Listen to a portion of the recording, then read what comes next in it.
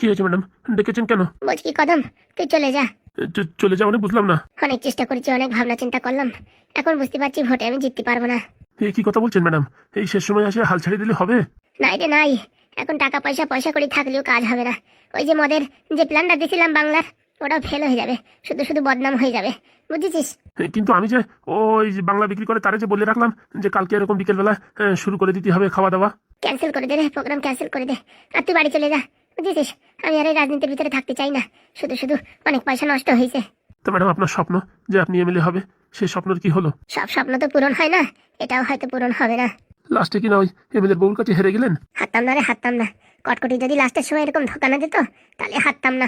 তবু ম্যাডাম আপনি হাল ছাড়লে হবে না, শেষ সময় একটু চেষ্টা করেন, যদি আপনি জিতে যান। সেটা আর কোনো মতেই হওয়ার সম্ভব না, কারণ কি এমনিতেই লোকজন ওদিকেই ফোকাস দিচ্ছে। আগের থেকে এমএলএ ছিল একটা প্লাস পয়েন্ট, দ্বিতীয়ত বলছে স্বামী হারিয়ে গেছে, ছেলের এরকম অবস্থা, লোকজন পুরো ফোকাস এখন ওইদিকে দিয়েছে, বুঝতে পেরেছিস? আর আগের থেকে তো আমি একটু মারামারি হুড়োহুড়ি মানে সব শয়তানি বজ্জাতির ভিতরে ছিলাম, লোকের সেরকম একটা ভরসা করে না আমার পরে। তবুও কটকটি থাকলে পারে মনে একটা অন্যরকম জোর ছিল যে আমি জিতবো। তবু ম্যাডাম এইভাবে হার মানা উচিত না, আর একটু চেষ্টা করেন। হবে না রে, হবে না, তুই বরঞ্চ বাড়ি চলে যা। না ম্যাডাম আমি যাব না, আপনি আমার টাকা দেন বা নাই দেন, আমি আপনার সাথে সারা জীবন এইভাবে সাপোর্ট করে থাকতে চাই। তুই হচ্ছে একটা সত্যিকারের মানুষ রে, সত্যিকারের মানুষ। বিপদের সময় যে পাশে থাকে সেই সত্যিকারের মানুষ হয়। আর আনন্দের সময় সুখের সময় তো প্রচুর লোক আসে, কিন্তু বিপদের সময় কজন থাকে। তুই সত্যিকারে আমার মানে আর কি ভালো একটা অ্যাসিস্ট্যান্ট। চিন্তা করবেন না ম্যাডাম, আমি সারা জীবন আপনারা সাপোর্ট করে দিয়ে যাব, আপনি শুধু আমার পাশে একটু থাকবেন। কি আর করবো, আবার সেই পুরোনো ব্যবসা শুরু করতে হবে। কিসের ব্যবসা ম্যাডাম? ওই তো চুলকনি, দাঁত হাজা চুলকনি, ওই তেল বিক্রি করা। আবার সেই তেল বিক্রি করবেন? হ্যাঁ, আর কি করব। বাড়িতে আছেন? কে? আমি ওই নেদন। বলে দে এখন কোনো কথা বলার ইচ্ছা নেই, তোমরা 2-3 দিন পরে আসো, চাঁদা ফাদা কিচ্ছু দিতে পারবো না। বলছি 2-4 দিন পরে আসো, এখন একটু ম্যাডামের শরীরটা ভালো নেই, মাথা অনেক টেনশন। হ্যাঁ পরে আসো, তোমাদের চাঁদা ফাদার ব্যবস্থা থাকলে পরে করে দেওয়া যাবে। চাঁদা না, ওই একটু ম্যাডামের সাথে কাজ আছে, ভোটে ম্যাডামকে জিতাতে হবে, তার জন্য আসছি। ভোটে জিতবা? ওইসব ফালতু কথা, জাতি বল, জাতি বল। হ্যাঁ এখন কি করে কে জিতায়? হ্যাঁ আজকের দিন সময় কি করে জিতায়? সেটা কি করে সম্ভব? কালকে তো ভোট, আর এখন কি করে জিতাবা? যদি একটু ভিতরে আসতে দিতেন তাহলে সবকিছু খুলে বলতাম। বলছি ম্যাডাম একবার একটু চান্স দিয়ে দেখাই যাক। হ্যাঁ আপনি তো অনেক কিছু ট্রাই করেছেন, হার মানার আগে শেষ চেষ্টা করে দেখেন, হতেও পারে সফলতা। বলছো যখন এত করে, ডাকো তালি। আসো আসো ভিতরে আসো। ও তুমি? হ্যাঁ, আমার নাম নেদন, কেন ভুলে গেছো নাকি? আর বাবা টেনশনের ভিতরে আর বললো না। ম্যাডাম আপনার সাথে কিছু কথা ছিল। দেখো আমার কথা বলার একদম ইচ্ছা নেই, মাথায় পুরো একটা পাহাড়ের বোঝা পড়ে রয়েছে, বুঝতে পেরেছো? এই ভোট ভোট করে অনেক টাকা দেনা হয়ে গেছি, আর এখন আমার মাথায় কাজ করছে না। যদি কিছু বলার থাকে শর্টকাটে বলো, আমার আর ভালো লাগছে না, আমি গিয়ে শুয়ে পড়বো। 5টা মিনিট সময় দিন ম্যাডাম। 5টা মিনিট না 2 মিনিট দিচ্ছি, বলো। বলছি ম্যাডাম ভোটে আপনারা জিতেই দেবো, তার বদলে আমার কিছু আপনার কাছে রিকোয়েস্ট আবদার আছে, সেগুলো আপনার পূরণ করতে হবে। ভোটে জিতেই দেবো আমারে? বলছি কি আজকের ভিতরে কি করে জেতাবা? একটা দিনই তো সময় আছে। একটা দিন না, কয়েক ঘন্টা আমার জন্য কাফি। তা কি করবা তুমি বলো? শোনেন ম্যাডাম, আপনার কাছে যে কটকটি ছিল না, সে এখন ওই এমএলএর বউর সাথে যোগাযোগ করে আপনারে হারানোর জন্য একদম উঠে পড়ে লেগেছে। হ্যাঁ সে তো জানি, তার জন্যই তো মাথাটা বেশি যন্ত্রণা করছে, যে নিজের মানুষ হয়ে এইভাবে ধোকা দেবে ভাবতে পারিনি। তার জন্য আমার কাছে একটা আশ্চর্য মলম আছে। আরে বাবা তো কি হয়েছে সেটা বলো। শোনেন ম্যাডাম, এমএলএর বউরি হারানোর জন্য আমার কাছে সব যন্ত্র আছে। আরে বাবা তো বলো, সময় নষ্ট না করে বলো তো। বলছি প্রথমত আপনার ওই কটকটিকে উপযুক্ত শাস্তি দিয়ে তাকে ওই মানে এমএলএর বউর কাছ থেকে আলাদা করার যন্ত্র আমার কাছে আছে। কি যন্ত্র শুনি? মুচাকলের মতন কোন যন্ত্র আবার তৈরি করেছো নাকি তোমরা? যন্ত্রফন্ত্র না, ওই কটকটির ঠাকুমা আমার কাছে আছে। কি বলছো? কটকটির ঠাকুমা তোমার কাছে? হ্যাঁ আমার কাছে। কদম কদম, আমার শরীরের ভিতরে ত্রাণ আইছে। তাহলে তো ম্যাডাম এখন একটা জিতার চান্স আছে। 50-50। বল বাপ বল, হ্যাঁ তুই বল, তারপর কি করতে হবে বল। তুই যা বলবি আমি তাই রাজি, যে করে হোক আমার এমএলএ বানাই দে। ওই কটকটির বাচ্চা আমাদের প্রচুর পরিমাণে অপমান করেছে, তা আমি চাই কটকটিকে এই গ্রাম ছাড়া করা হোক, বুঝতে পেরেছেন? তুই বাবা আমার জিতই দে, তুই যা বলবি। তুই যদি বলিস মরা কেতায় আগুন দিতে, আমি তাতেও দিতে রাজি। আপনারে জিতই দেবো। আমি কটকটির মাকে আপনার হাতে হ্যান্ড ওভার করে দেবো। আপনি সেই ভিডিওটা কটকটিকে দেখাবেন যে তুই যদি ওই এমএলএর বউর সঙ্গে দিস তাহলে তোর ঠাকুমাকে চিরতরে হারাবি। এই কথা বলে আপনি একটা ভিডিও বানাইয়ে, ঠিক আছে, ওরে দেখাবেন। ওরে মোটামুটি এইভাবে ইমোশনাল করে ওখান থেকে আলাদা করাই দিতে হবে। সে নয় বুঝলাম, তোমার এই কথায় দম আছে যে কটকটি ওই কথা শুনলি পারে ওখান থেকে সরে যাবে। তারপরে এমএলএর বউ যে এমএলএ প্যারালাইসিস ফেলাইছে, তার প্রমাণও আমাদের কাছে আছে। কি বলছো? হ্যাঁ, এমএলএ নিজের মুখে স্বীকার করেছে, সেই ভিডিও ক্লিপ আমাদের কাছে আছে।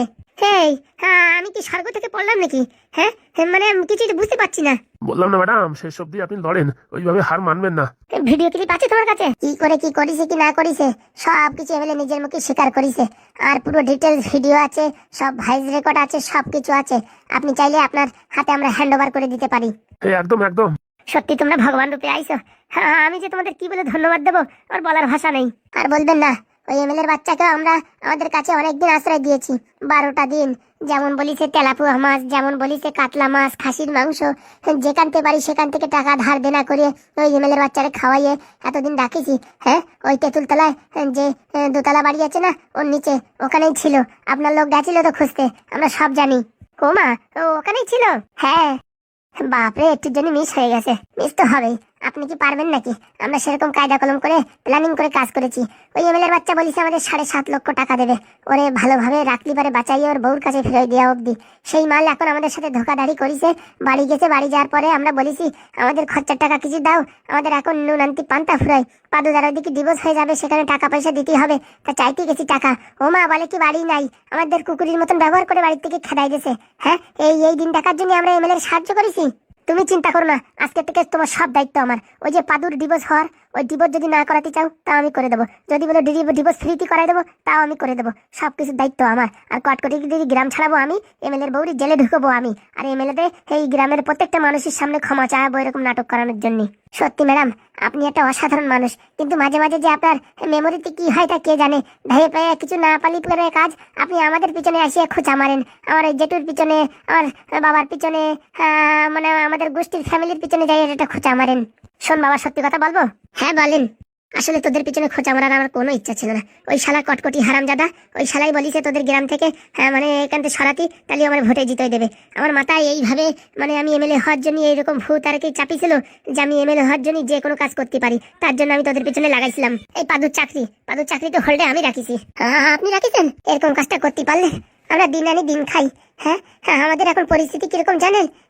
একদম ওই তারফিন তেলের মতন। তোমাদের সব কিছু আমি ফিরিয়ে দেবো, কথা দিলাম, সব কিছু ফিরিয়ে দেবো।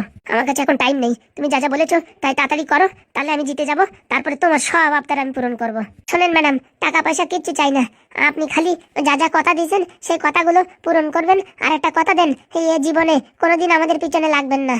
সত্যি করে বলছি, আমারে তুমি এমএলএ করে দাও, আমি সারা জীবন তোমার পিছনে কোনদিন খোঁচাখাটি করবো না। আর তুমি যেখানে আকাশ কুকাজ করো, এই নারকেল বেগম সবসময় তোমার পাশে আছে, বুঝতে পারিছো? কেউরি ঘুষ হয়ে তার মুখ ফাটাই দাও, আমি আছি। কেউ ঠ্যাং টেনে চিতে উঠে দাও, আমি আছি। যা করবা আমি আছি। শুধু আমার একবার একটু এমএলএ বানাই দাও। এমএলএ তো ম্যাডাম আপনি হয়ে বসে আছেন, টেনশন করবেন না। তাহলে বাবা যা করো তাড়াতাড়ি করো, সময় তো হাতে খুবই কম। আপনি চাপ নেবেন না, আমরা বাড়ি যাচ্ছি আর আসছি। সব জিনিসপত্র আপনার হাতে তুলে ধরছি আর আপনাকে প্ল্যানিং দিচ্ছি কিভাবে কি করবেন। দেখবেন ঝকাঝক করে কাজ হয়ে যাবে। তো বলছি কি বাবা, আজকের থেকে তুমি আমার এখানেই থাকতে পারো। ওই আমাদের উপরের তলায় ঘর আছে, একটা রুম আছে, তোমরা দুজন বরং থেকে যাও। না ম্যাডাম, আমাদের বাড়িতে না গেলে হয় না। ওদিকে বাড়ি প্রচুর ঝামেলা চলছে। আমার ওই বৌদি আছে, সে এখন নাকি সংসার করবে না, এখন 7 লক্ষ টাকা চাচ্ছে। সে একদম বিধিখেস্তি ব্যাপার। ওইসব আমার বা হাতের খেল, বুঝতে পারিছো? তোমাদের ওই মীমাংসা আমি কালকে বিকালে করবো, বুঝতে পারিছো? কালকে ভোটটা হয়ে যাবে, তারপরে ওই একটু খাওয়া দাওয়া সেরে রাত্রিবেলা তোমাদের বাড়ি আমি আসি। তাহলে তো খুব ভালো হয় ম্যাডাম, আজকের থেকে তোমার সব দায়িত্ব আমার। আচ্ছা ম্যাডাম, আসি ম্যাডাম, তাহলে তাড়াতাড়ি আসো, না হলে যে দেরি হয়ে যাবে। এই যাবো আর আসবো। বলছি কদম, ভগবান মুখ তুলে তাকিয়েছে। আপনাকে বলেছিলাম না, ধৈর্য ধরেন, কিন্তু হার মারবেন না। আপনার মতো মানুষ যদি হার মেনে যায় তাহলে এই সমাজের কি হবে? বলছি কদম, আমার না রাত্রেবেলা স্বপ্নে আসছে। কি স্বপ্নে আসছে ম্যাডাম? ভগবান আমারে বলিছে যে সৎ পথে চলবি আর গরিব মানুষের পাশে দাঁড়াবি। আমি এতদিন ভাবিছি মানুষের রক্ত চুষে খাবো, এখন ভাবছি না, আমি একটা সত্যিকারের মানে এমএলএ হয়ে দেখাবো। তাহলে তো খুব ভালো কথা ম্যাডাম, কিন্তু এতে আপনার একটা লস হবে। কি লস? টাকা পয়সা কিন্তু বেশি হাতে পাবেন না। আমার টাকার দরকার নেই, সবাই আমার সামনেও যেন আমার ভালো বলে, আর আমার পিঠ পিছনে সবাই যেন আমার ভালো বলে, সেই কাজ আমি করবো। সত্যিকারে দেখাবো এমএলএ কি জিনিস। ম্যাডাম, এতদিন পরে আপনার একটা করজোড়ে নমস্কার করতে ইচ্ছা করছে। নমস্কার আমারে করিস না, এই দুইজনে করার দরকার। এরা যদি না আসতো আমার সব স্বপ্ন ভেঙে চুরমার হয়ে যেত। দেখেছেন ম্যাডাম, আপনি সৎ পথে চলার চেষ্টা করেছেন, তাই ভগবানও আপনাকে দুটো দুধ পাঠিয়ে দিয়েছে যে এই দুটো অ্যাসিস্ট্যান্টই তোমাকে ভোটে জিতিয়ে দেবে। তাই হয়তো হবে। আর একটা কথা বলবো ম্যাডাম, কিছু মনে করবেন না তো? বলো। বলছি ওই দাদাবুর সাথে ওইরকম চেঁচামেচি কথা বলবেন না, উনি তো আপনার যতই হোক হাজবেন্ড, হয়তো একটু সম্মান দেওয়ার চেষ্টা করবেন। দেখো কদম, তোমার কথাটা আমি রাখতে পারবো না। ওটা হচ্ছে আমার গ্যাস্ট্রিকের ট্যাবলেটের ওষুধ। পেটে আমার যখন গ্যাস হয়ে যায়, বুঝতে পারিস, ওই চেঁচামেচি না করতে পারলে গ্যাস ক্লিয়ার হয় না। তাই আমার বরের উপর দিয়ে চেঁচামেচি করে ওই গ্যাসটিক আবার কম করি। সে কথা আমার বড় জানে, তার জন্যই তো আমার উপর কোনো সময় রাগ হয় না। একটু অভিমান করলেও একটু পরে দেখো আবার ঠিক হয়ে যায়। আমার বর জানে যে আমার গ্যাস্ট্রিক হয়ে পরে আমি বেশি চেঁচামেচি করি। ও ম্যাডাম, তাই নাকি? তাহলে তো ম্যাডাম আপনি আমার উপরে চেঁচামেচি করতে পারেন। না না, তোমার উপর চেঁচামেচি করলি তুমি যদি চলে যাও। কোনোদিন যাবো না ম্যাডাম, আপনি আজকে যে কথা বলেছেন গরিব মানুষের পাশে এসে দাঁড়াবেন, আমার পুরো মন জয় করে নিয়েছেন। আজকের থেকে আপনি আপনার পার্মানেন্ট অ্যাসিস্ট্যান্ট। ঠিক আছে, তুমি আর আমি মিলে এই সমাজটাকে ভালো করে তুলবো। সত্যি ম্যাডাম, আপনার আজকে একটা নমস্কার করতে ইচ্ছা করতেছে। ও পরে, এখন অনেক কাজ বাকি। ওরা আসবে, কি দেখি করতে হবে, সবকিছু রেডি করতে হবে। আপনি টেনশন নেবেন না, নেদুন যখন আপনার কেসটা হাতে নিছে ও আপনাদের জিতই ছাড়বে। তাই যেন হয়, তাই যেন হয়। জিতলি পারে না, বাড়ি একটা সত্যনারায়ণের পুজো দেবো। একদম ঠিক বলেছেন ম্যাডাম, অনেকদিন কোনো পুজো হাসরা করা হয় না। ঠিক আছে, আর তুমি ঝপ করে যাও, ওই বাংলার যে পার্টিটা ছিল সেটা আপাতত ক্যান্সেল করে দাও, ঠিক আছে? আচ্ছা ম্যাডাম। ওরা পরে হবে, জিতার পরে, ঠিক আছে? আচ্ছা। কি ব্যাপার কাজুয়া, হঠাৎ করে আবার কোনো নতুন কেস টেস ঘটিয়েছো নাকি? না স্যার, এইবার ভাবছি বিয়ে করব। সেই বিয়েতে আপনার একটা নিমন্ত্রণ দেব। তুমি করবা বিয়ে? হ্যাঁ স্যার। মেয়ে দেখা হয়ে গেছে? এই স্যার চলছে। দেখো, আমি একটা উকিল মানুষ, এখনো বিয়ে তা হয়নি, এমনকি ভালো একটা মেয়ের সন্ধানও পাইনি। কেন স্যার? সে পরে এক সময় বলবো। তা কি জন্য আসছো সেই কথাটা খুলে বলো। আর সাথে এই টুঙ্গা ফঙ্গ নিয়ে এসো কারা, আমি তো চিনতে পারলাম না। বলছি স্যার, এই হচ্ছে আমার বন্ধু, মানে আমার জীবনের প্রাণ, একমাত্র বন্ধু কিরণ। হ্যাঁ কিরণ, কেমন আছো? এই স্যার চলে যাচ্ছে। আপনি যদি এখন একটু আমাদের উপরে দয়া করেন তাহলে ভালোই থাকবো। হ্যাঁ হ্যাঁ স্যার। আর তুমি কি? তোমাকে তো চিনলাম না। আমার নাম স্যার পায়েল। স্যার একে অপরকে খুব ভালোবাসে। ও, বুঝতে পেরেছি, লাভ ম্যারেজ করাতে হবে তাই তো? হ্যাঁ স্যার, ঠিকই ধরেছেন, কিন্তু তার আগে একটু ক্যালকুলেশন করে নিতে হবে। ক্যালকুলেশন মানে ছেলের বাড়ির লোক মানছে না, না তো মেয়ের বাড়ির লোক মানছে না, তাই তো? না না, ও সব ক্লিয়ার আছে। ওসব ক্লিয়ার আছে তো আমার কাছে আইসো কিসের জন্য? যাও না তো, একদম ওই সানাই বাজিয়ে বিয়ে করো। স্যার সেটা হলে কি আর আপনার কাছে আসতাম? কথাটা বলতে চেষ্টা করছি, তা আপনি শুনতেই চাচ্ছেন না। হ্যাঁ বলো দেখি। কথাটা হচ্ছে, এই যে মেয়েটা দেখছেন, এ বিবাহিত। বিবাহিত? আবার আমার কাছে মানে? Please sir, please sir, 2 minute শোনেন স্যার, আমি সবকিছু ক্লিয়ার করে দিচ্ছি। আচ্ছা বলো। মানে এই মেয়েটা, আমার এই বন্ধু, একে ভালোবাসে, কিন্তু এর সঙ্গে বিয়ে হয়নি। বিয়ে হয়েছে, ছেলে একটা সাইন্টিস্ট, মানে বলিছে সাইন্টিস্ট, আসলে হচ্ছে ঘোড়ার ঘাস কাটে, কোনো কিচ্ছু করে না। আমার মনে হয় কি ওই হোটেলে থালা বাসন মাঝে টাজে এইসব কাজ করে ব্যাঙ্গালোরে। মিথ্যা কথা বলে মেয়েটারে বিয়ে থা করে নিয়ে ব্যাঙ্গালোরে কিছুদিন রাখার পরে বাড়ি পাঠাই দিয়েছে। বলছে টাকা পয়সা নেই, পেমেন্ট হচ্ছে না, বাড়ি বসে থাকো। এটা তো খুব অন্যায়, এটা তো চিটিংবাজি কেস হয়ে যাবে। প্লিজ স্যার, এখনো কমপ্লিট হয়নি, আর 1 মিনিট হাতে আছে। আরে তো বলো না তো, থামিয়ে থামিয়ে বলো কেন? কি মালগাড়ি নাকি যেটুকুন থামে আর একটুক্ষণ চলে? ভালো করে বলো। তারপরে কথাটা হচ্ছে, মেয়ে তো সংসার করবে না, ছেড়ে দিচ্ছে, ছেলেও ছেড়ে দেবে, কিন্তু এদের বিয়ে থা এখনো 6 মাস হয়নি। তাই গ্রামের মুরব্বী বলিছে 6 মাসের আগে ডাইভোর্স করা যাবে না। তারপরে? বলিছে 6 মাস হতে এখনো 2 মাস বাকি আছে, তো 2 মাস পরে ডাইভোর্স হবে। তা মেয়েটা বলিছে, তা আমার খরচাপাতি কে চালাবে? আমার খাওয়া দাওয়া খরচা, আমার এই লিপস্টিকের খরচা, আমার সোনো পাউডারের খরচা। তাই গ্রামের মুরব্বী বলিছে, যতদিন পর্যন্ত তোমার ডাইভোর্স না হয় প্রত্যেক মাসে তোমার 30,000 টাকা করে দেওয়া হবে। তা তো খুব ভালো। হ্যাঁ স্যার, সেটাই এখন এরা বিচার ফিচার করে দেখলো যে ডিভোর্স হয়ে গেলে ভারী জোর 2-3 লাখ টাকা হয়তো দিতে পারে, কিন্তু প্রত্যেক মাসে যদি 30,000 টাকা করে আসতে থাকে, প্রায় 5-7 বছরে ভালো একটা অ্যামাউন্ট হয়ে যায়। তার জন্যই স্যার আমরা চাচ্ছি ডিভোর্সটা যেন না হয়, কেসটা এইভাবে ঝুলে থাকুক, আর এমন একটা এগ্রিমেন্ট করে দিন প্রত্যেক মাসে যেন ওই ছেলে 30,000 টাকা করে দিতে হয়। তোমার কথা তো বুঝলাম, কিন্তু ছেলে যদি ওই দোকানে থালা বাসন মোছার কাজ করে তাহলে সে মাসে 30,000 টাকা করে দেবে কি করে? এটা একটা মানে উল্টো পাল্টা কথা হয়ে যাচ্ছে না? আরে স্যার, ও থালা বাসন ঘষুক আর ওই মানে গরুর গু ফেলাক, তা আমাদের দেখার দরকার নেই। কথা হচ্ছে 30,000 টাকা দেশে, এবার প্রত্যেক মাসে ওই টাকাটা কি করে পাওয়া যায় সেই ব্যবস্থা করেন। তার মানে এর থেকে প্রমাণিত হয় ছেলে সত্যি সায়েন্টিস্ট। ও স্যার, সায়েন্টিস্ট হোক আর ও যাই হোক, ওর সঙ্গে আমি সংসার করবো না। হ্যাঁ স্যার, শুনলেন তো, পায়েল আমাকে খুব ভালোবাসে আর আমিও পায়েলকে খুব ভালোবাসি। একজন অপরকে ছাড়া আমরা বাঁচতে পারবো না। তা আপনি এমন একটা ব্যবস্থা করুন আমাদের যাতে সুখে সংসার হয়, আর মাস গেলি যাতে 30,000 টাকা করে আসে, সেই একটা ব্যবস্থা করে দিন স্যার। শোনো, এই দুটোর একটাই হবে, নয়তো মাস গেলে 30,000 টাকা করে আসবে, তোমাদের বিয়ে হবে না। আর নয়তো তোমাদের বিয়ে হবে কিন্তু মাস গেলে 30,000 টাকা করে আসবে না। এই দুটোরই একটাই হবে। বলছি স্যার, এর অন্য কোনো রাস্তা নেই? তার জন্যই তো আপনার কাছে আসা। আমরা তো জানি এই দুটোরই একটাই হবে, কিন্তু আপনি যদি কোনো একটা এরকম রাস্তা বের করে দিতে পারেন তাহলে হয়তো খুব ভালো হতো। আপনার দক্ষিণা যা তা আমরা দেওয়ার জন্য রাজি, কিন্তু আমাদের একটা হিল্লে করে দিন। এই শোনো, সবকিছু তো নিয়ম অনুযায়ী চলে, তা তোমরা যেভাবে যেভাবে কথাগুলো বলছো এভাবে কাজ হয় না, বুঝতে পারিছো? এমনি খাতা কলমে তো তোমরা বিয়ে করতে পারবা না যদি টাকা নাও। টাকা নিলেই পারে বিয়ে হবে না, আর টাকা বন্ধ করে দিলেই পারে বিয়ে করতে পারবা। আর তোমরা যদি বিয়ে করে ফেলো টাকা নীতি নীতি, তাহলে ওই ছেলে যদি চায় তোমাদের নামে কেস করে মোটামুটি ওই টাকার আদান প্রদানটা বন্ধ করতে পারে।